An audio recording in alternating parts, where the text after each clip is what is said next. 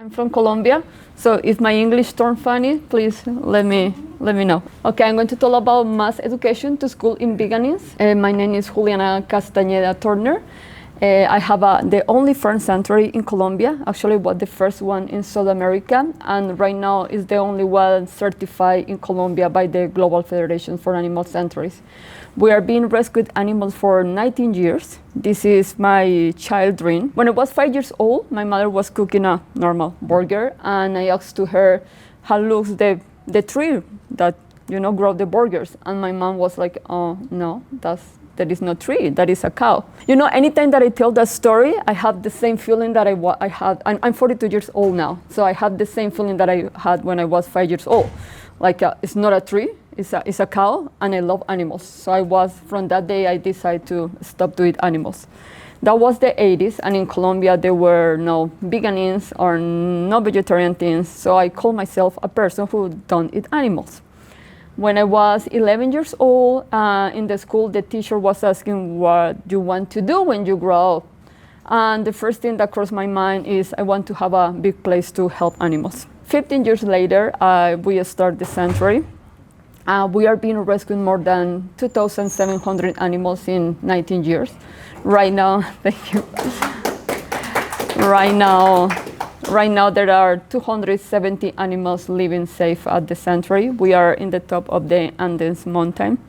Very good weather for the animals because we don't have summer and we don't have winter, so it's always nice. I realized this before. When you rescue animals, in that point you realize this is not the solution. I cannot spend my whole life trying to help animals, put them in a safe place.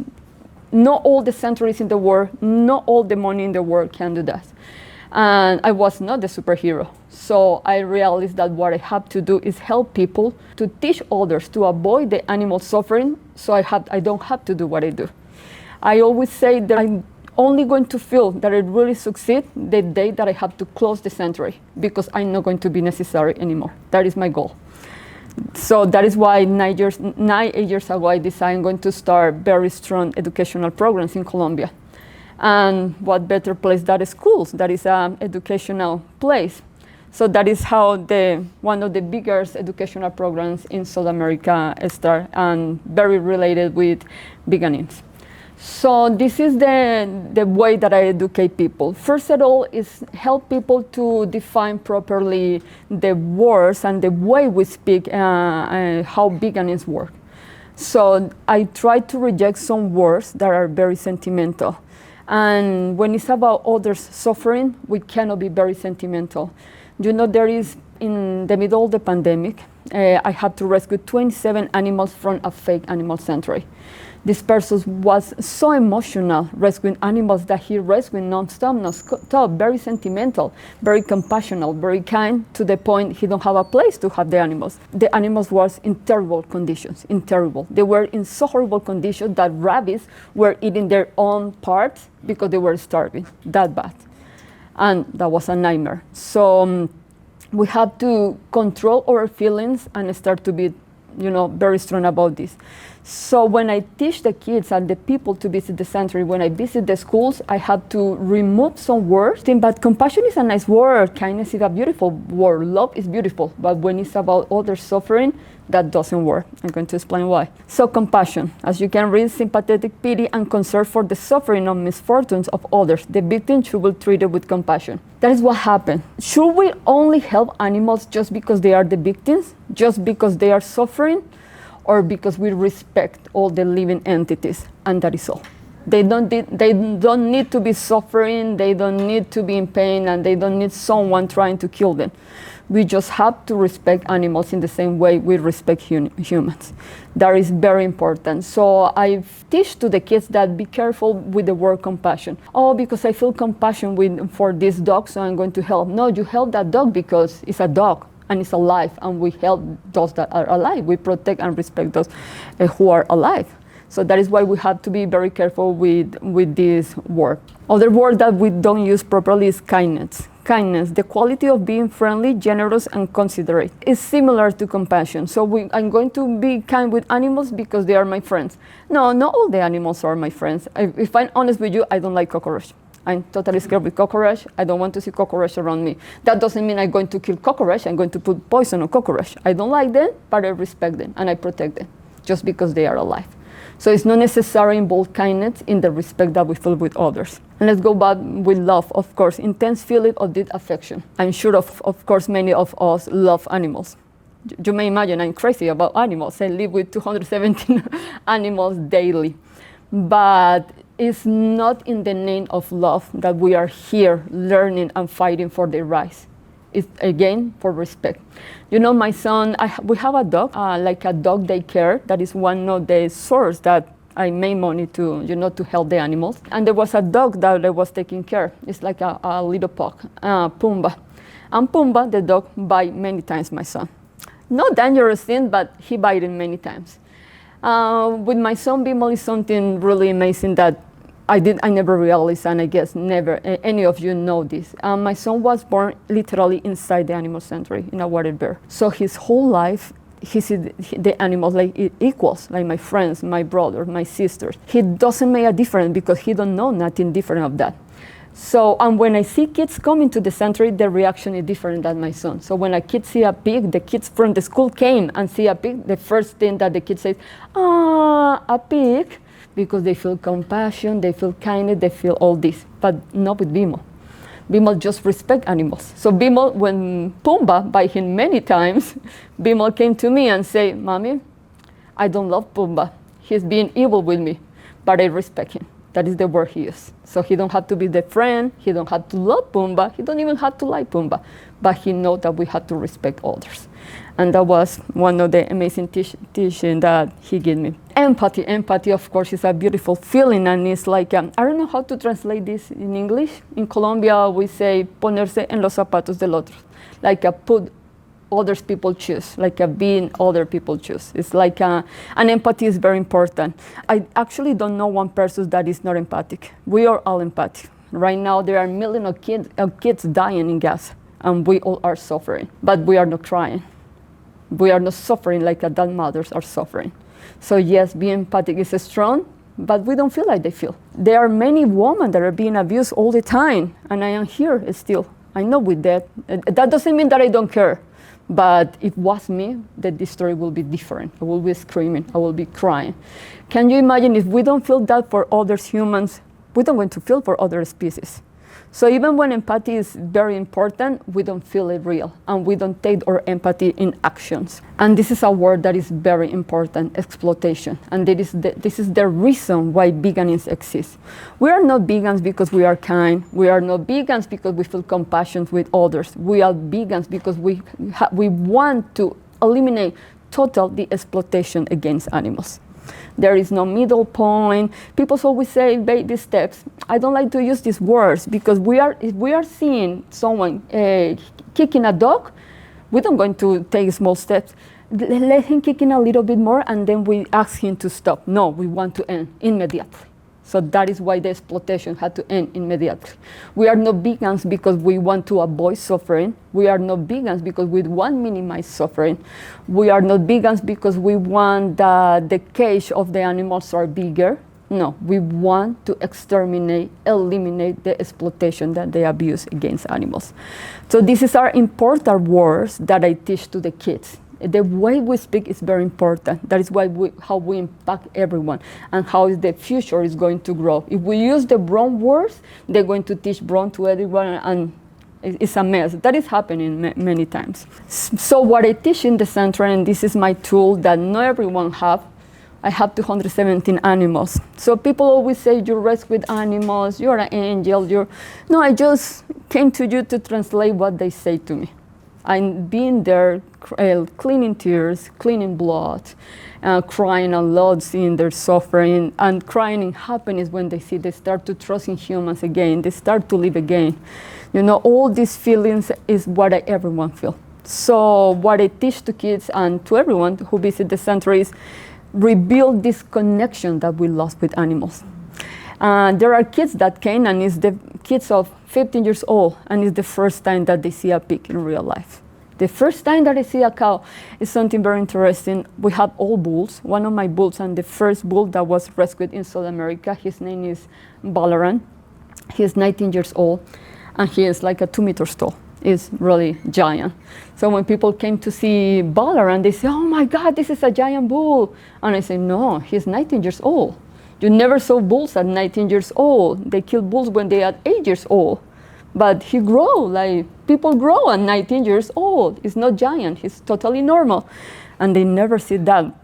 So all this connection is starting there. Now they see that what their parents put in their food is someone who want to live, someone who like belly rubs, and that is very important. So when the kids start to make the connection, for example, they came to me and I put myself inside the pig area and I start to do belly rubs to the pigs. And I guess you know in many videos, or did you visit a sanctuary, that pigs love belly rubs. And the kids start to say, "Oh, it's like my dog like rubs," and things like that. And then I made the question, "Okay, raise the hand who want to eat their dog." And all the kids says, "Oh no, we don't want to eat their dog." "Raise the hand who want to eat Kevin the pig." And they made the connection there. I just say that pig is like my dog, so I don't going to eat pigs. And there is that kids made the connection. Many kids start to cry because they realize something was really wrong. And there is a kid called Pedro that he's going to be, I think he's going to change the world, because you're going to see him talking. He really understands. He's like 8 years old. He got it. So one of the things that I do is involve the kids with the animals and start to have interaction with giant animals like they have with the dogs in their house, so they realize that it's no different. We had a bull that his name is Simon, and Simon is a kid. He's 4 years old, but he's a kid. He's a child. He likes to play. He likes to try to scare you and all this. And I was saying to one group of kids, I always do this game. No, Simon like to run and like to play with you like you do with the dogs. And Simon saying, "No, Simon is giant. Cows don't play like that. Bulls don't play like that." And I said, "You want to play to run with Simon?" That is Simon playing run with the kids.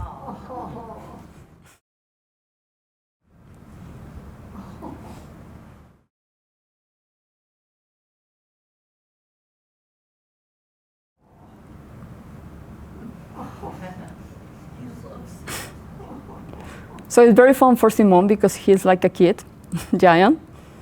And it's a very easy way that kids understand there is no different. They enjoy the same things that my dogs enjoy. Actually, they enjoy. But more magical things coming when they start to have this connection with animals, and not only with animals, but with our work. More qualities arrive. So once they see the animals and they finish the tour, they decide, "I want to help. I want to change the world for animals." So they figure out with the schools, and that is how the animal programs grow in Colombia. How works the animal program? We already have the program in 17 schools in the country, and it's not just extra program that you go and have fun with the animals. No, it's part of the curriculum of the government of Colombia. I'm going to repeat again. Veganism is part of the curriculum that we do to the animals. And you have to have good notes in the veganism subject, or you cannot pass the year. Involving that, and they start to do amazing things. And one of them, they came to the sanctuary, kids, we are talking kids 6, 7, 8, 16 years old, that came to clean, to chop the food for the animals, to clean the kitchen. They even start to do, as you can see in the photo, that is Pedro. Pedro is amazing. And start illustrations to show to people how amazing animals are, who start to tell to their parents what we have to do to avoid all these animals abuse. They are becoming little volunteers, little fighters against the animals abuse. And what are the results? Well, I received an incredible amount of emails from parents, but not upset parents. They are telling me, "You can imagine how you changed the life for my kids. Can you help me to help him to go vegan?" This is true. I received WhatsApp emails with parents helping me. I was giving a talk in one of the schools 2 months ago, and I didn't know parents is going to be there. And a lot of parents were in that talk, and all they came to me, "Oh, you are Juliana, you are in the sanctuary. No, look, my girl don't let me kill a fly in the house. She don't let me do anything. She don't let me, you change our life forever." And this is how beautiful, something that I always say this. People think that just the efforts to avoid the animals abuse is just direct to the animals. But if we have this beautiful thing in our hearts that we are equals and we all deserve respect, it's going to spread to everyone, to humans, to a better world. That is how amazing and how magical animals are. They teach us so beautiful things that maybe we are so lucky to have a beautiful world like in a sanctuary. The animals in the sanctuary are so beautiful with each other. They help each other. We have it's not a paralytic pig, but he had bone problems. And there is the other pigs and a llama helping him to put things in their house, to put the hay in their house because they know he cannot walk properly. That is the world that we envision between humans and animals. I'm going to show you a video that one of the schools did, that the news were there in the school and they decided to, let's choose a topic about for the TV, and they say, we want to talk about veganism. That was really amazing. To start us off, Juliana's Animal Sanctuary came to visit us during primary and secondary lines, accompanied by Banana and Paulito. During the visit, they talked to us about how we can help animals and about veganism. Hi, I'm Pedro Marin from 5K, and I'm here to talk about the visit from Juliana's Animal Sanctuary to the school. So on Monday, Juliana from the Animal Sanctuary came to visit the school, and she came in company of two friends of mine, Banana, which is a dog. A tiny female dog, which is like 3 years old, I guess, or more, and also came with Paulito, also 2-year-old piggy, and for me at least, the importance of the animal sanctuary is like that's the place where animals get saved. They get one more chance at life. And they deserve it because they're not inferior to us. They're not the lower class. They deserve respect like we do. Like, just because, like, we have pets, dogs, cats, birdies, and stuff doesn't mean we can't acknowledge, for example, lions, cows, piggies. They all have something to do. And anyways, if the ecosystem, it's like a Lego tower. That's how I say it. And you just take one brick off, everything collapses. So in my opinion, they are equals. They're not some downer class or whatever. They're equals to us. They deserve respect, how they should be. And they should get a second chance to life like we do. So yes, like I say, Pedro has been almost 2 years in our Animal Club program, and Pedro is vegan. Of course, he decided to go vegan, and he helped his parents to go vegan. They are vegans now, and volunteers at the sanctuary, of course. Pedro is very, very enthusiastic about help animals. It's something amazing as you hear. He understands everything perfect. The future in our country, Colombia. So thanks to all these educational programs and all the schools that we educate, that in total are 50, between 17 in the capital city and the rest of programs we have in the town when the sanctuary is located, that is called Chia. As you may hear in the news, Colombia is always in war problems with the guerrilla and all this. So like 10 years ago, there is a peace formula that the government created, and many guerrilla groups give up their guns and all that. And there is this huge peace program that the government created. And the last year is the first time that they include animals in the peace program. And of course, they help me to represent the animals in the peace program in the country. That is something very amazing. That is like they feel the animals are someone who deserves peace too. And of course, the center is being recognized for all the educational institutions in the country, and celebrating that finally in Colombia, even when there is not animal protection laws in Colombia, we have free ways to speak direct about veganism to the kids. Of course, we are very careful in the way that we speak to kids about the reality of the animals. For example, I'm not going to speak to a 5-year-old kid the same way I'm going to speak with a 16-year-old kid. I don't going to say to a 5-year-old kid that humans, in the way to get milk from the animals, the cow is being raped and all this. I don't going to explain that. But I explain in ways that they understand. I have a degree in educational science, so I know something about educational, and I know how to speak. Depends on the age of the kids. This is a nice video that has amazing audio. It's fun to see with the audio. Do you want to see it there or with the audio? This is all the kids that came to visit all this. It's okay. Pedro again.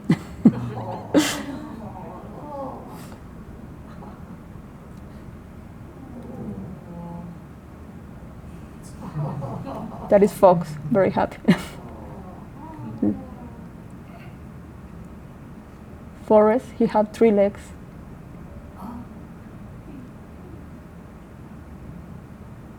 Chito is a celebrity.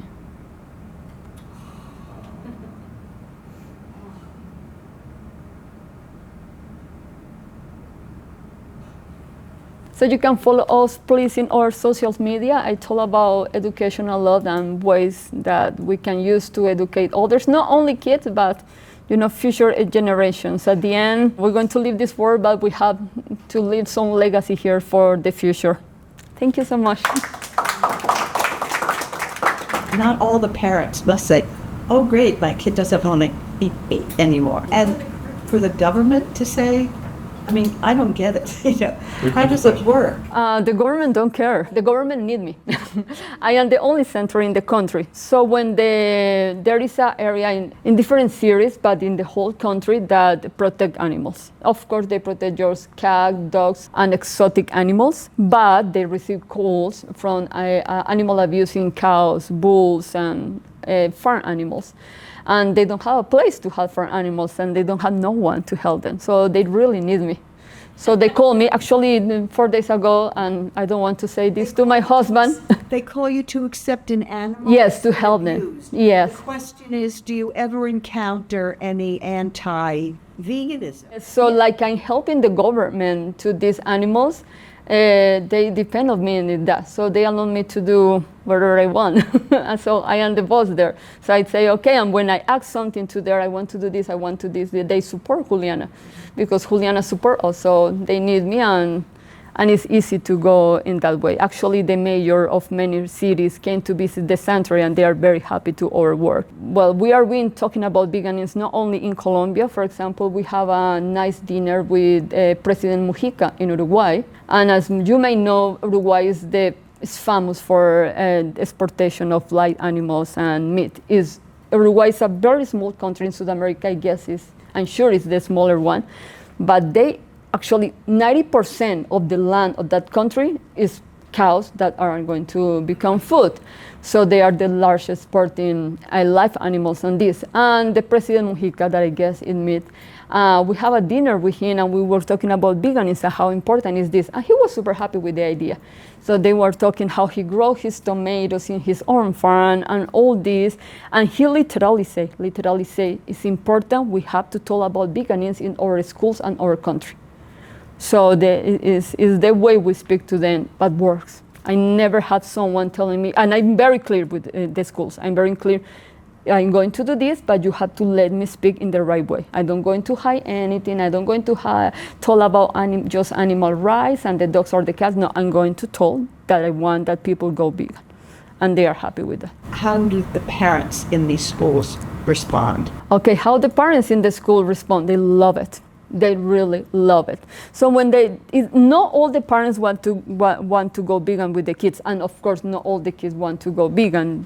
We need this depend on the age and how long they are being in the program. But when Pedro, for example, he decided to go vegan, they had my phone number, all the parents. They signed documents that they allowed me to talk with the kid very honest about what is happening. We have a lot of documents there. When the parents call me, wherever they want, or send me an email, they say, okay, we had problems, Pedro don't want to eat. what I do. And I just had very organic, say, of course, at least where they can get this special food for Pedro, where they can get that. Then we have all the nutritional parts, because when parents are scared of the kids going vegan, it's not like, oh no, I want that my kids continue killing cows. I don't want my kids to respect animals. No, they don't want that. They are just worried about the nutritional part. They are worried, are they growing okay? And this is when my son played part in this. I say, look, nothing is going to happen. I turned vegan when I was 5 years old. And in the 80s, there was nothing vegan like a special food, just lentils, chickpeas, rice, and here I am. I'm 42 and I am alive. If you can see me, I am alive. And then we have my son Bimal. Bimal is 8 years old. He is, of course, is being vegan since I was in my bone. He is doing great. He has amazing health. I think he's been sick 2-3 times in his 8 years old. He is very smart. Maths are his passion. He is a classic pianist. He gives concerts of piano, and he's just 8 years old. He's an amazing hockey player. That means very strong. You know how hockey is. He is bilingual. So I think when parents see that, they say everything is okay. We can trust her. But isn't there something like big ag in Colombia that would...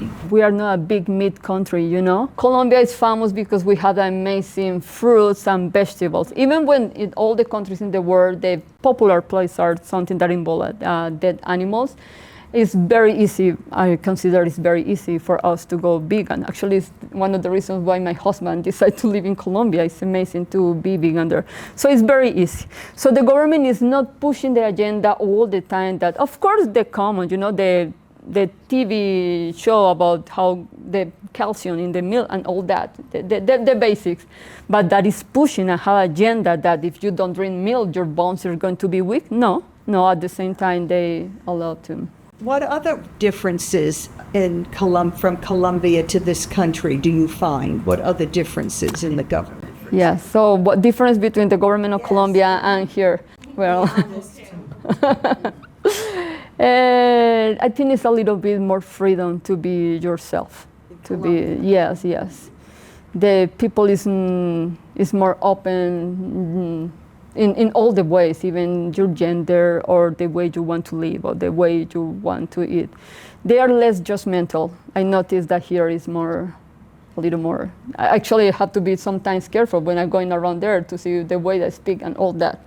In Colombia are very open. There are many foreigners and many people from here living there because they find it's a little bit more freedom there. I think it's the Latin culture. The Latin culture this is the way we are. Since I respect you, we are like that. Okay. Yeah. So how widespread is the program? Is it a pilot program? I mean, you're all one person. Yes, that is very interesting. How the program is spread? Well, this is not a credit that I did. Actually, was the kids who spread the program. There was one school that is the English school that came and said, hey, can the kids, because I post a lot in social media that don't go to zoos, let's visit the sanctuary. We don't charge nothing, that is very important. We don't charge money. I'm not going to say that is sanctuaries that charge money for tours are wrong, but from my point of view and knowing my Latin people, when you charge money to go to visit the sanctuary, is the thing in the back, I'm charging to see animals. Very similar to a zoo. It's money involved, and I don't want to involve money in that. So the school came to me. I didn't came to them. And they said, look, I saw that you post online that let's visit the sanctuaries and stop to visit the zoos. So they asked me how much you charge, and I say, no, it's free. It's free. You can come. You just have to book an appointment. You can come wherever you want, and they continue pushing. Do we have to pay something? How much? And then they say, just bring a donation. Pigs like bananas, oranges, and they came. The kids came with food. They are very excited. So the kids came with the food, and that is how it started. And I never imagined, that was 5 years ago. I never imagined that is going to spread so insane. The second part is, like I said, I support a lot the animal rescue that the government made. And in the town where the sanctuary is, that Chia, I become friends with the director of the animal protection part, that right now in the vice president of that area of the government. And I don't remember which animal helped him. I think it was a donkey. I don't remember. And he had the idea. Again, I didn't say anything. we should bring the schools. And the first school that visit from the area where we are was a school of deaf kids. And that was very amazing because I was speaking, that was someone, translating. And I didn't know that deaf people, when are in group, they do something really amazing.